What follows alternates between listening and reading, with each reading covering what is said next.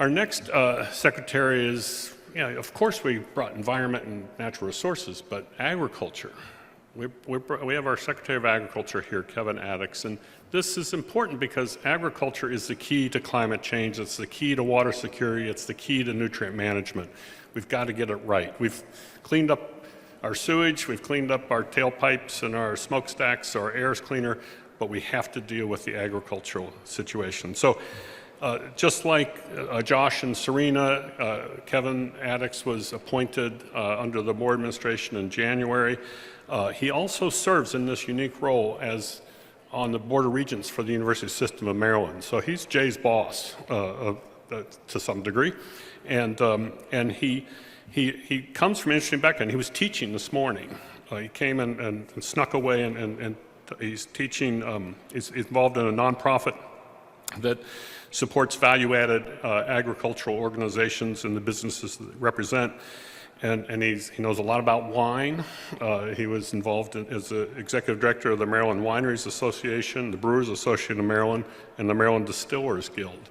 So it's a good guy to get to know. So, Kevin.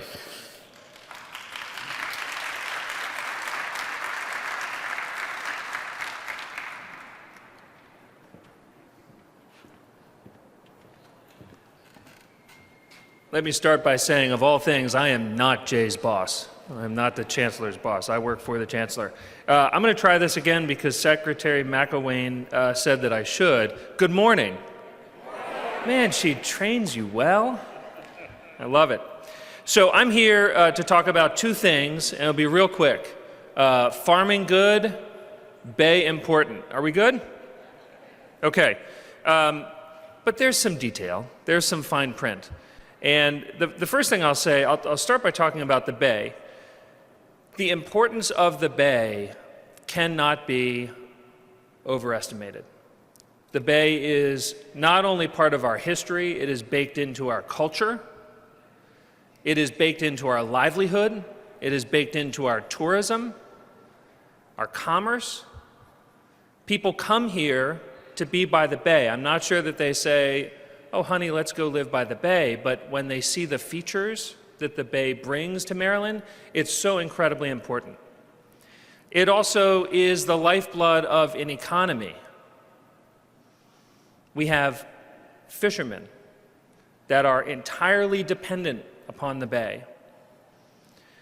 You zoom out a little bit and you walk 3 or 4 feet away from the Bay, and in most parts of the Bay watershed, the first steps you take are onto a farm. Farming is part of our history. Farming is part of our culture. Farming is part of our livelihood.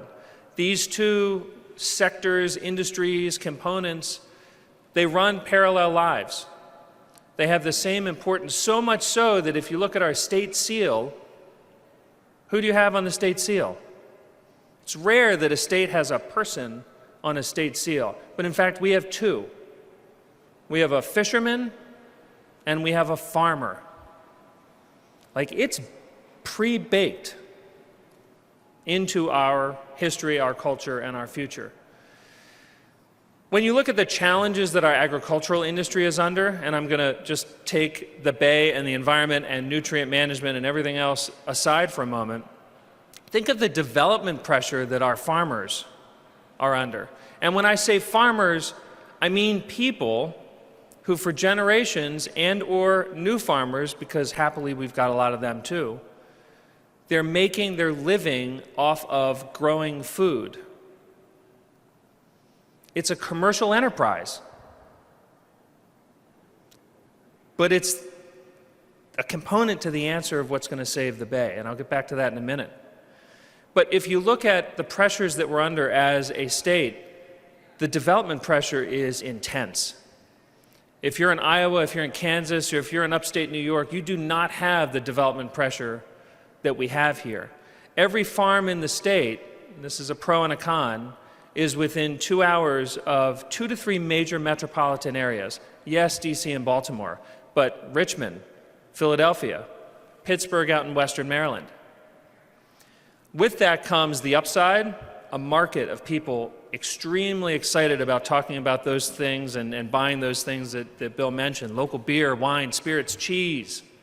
local tomatoes, ugly tomatoes, $4 a tomato. Ugly tomatoes, $4 a tomato. People will buy them in an unending capacity. They will buy these.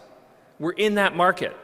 And so our farmers are being met by this incredible opportunity, while at the same time those opportunities bring challenges. Those people are buying land to build houses. Those people need new schools. Those people need new roadways. New roadway begets new development. Those farms, when you go back to it, have to be profitable. If they are profitable, they can continue to be farms. And I'll put an asterisk after that, continue to be farms. A farm is better than any alternative when it comes to the bay. There is no development that you can say, oh yeah, well, I mean, that's better. A warehouse, that's better for the bay than a farm. A housing development, that's better for the bay than a farm. A new school, a parking lot, an IKEA, Home Depot, condos, that's better for the bay than a farm. No, no, no, no, no. So we have to figure out how to keep farms, how to make them profitable in this highly developable, highly pressured environment. Because a profitable farm can hear what comes of this Collaboratory, what comes of UMCES research, what comes of the Bay program, the Bay Commission, and say, we can handle that. We can do those things. We can employ those best practices. We can do those things that help the Bay, that make the Bay better. We can do all of those things, provided we can still feed our own families, asterisk, and feed the community, and feed the food banks, and feed the universities. We have a fancy new law that's requiring state agencies and the university to procure a certain percentage of food locally.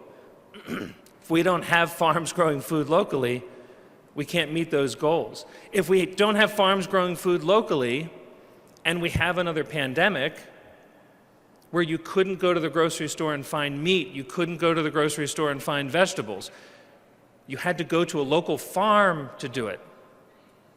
That happened. It happened to me. Wegmans didn't have it. I drove up the road to a farm. Now, I had insider information. I knew where to find the beef, but I found it. We can't let that happen again. Food resiliency is so incredibly important.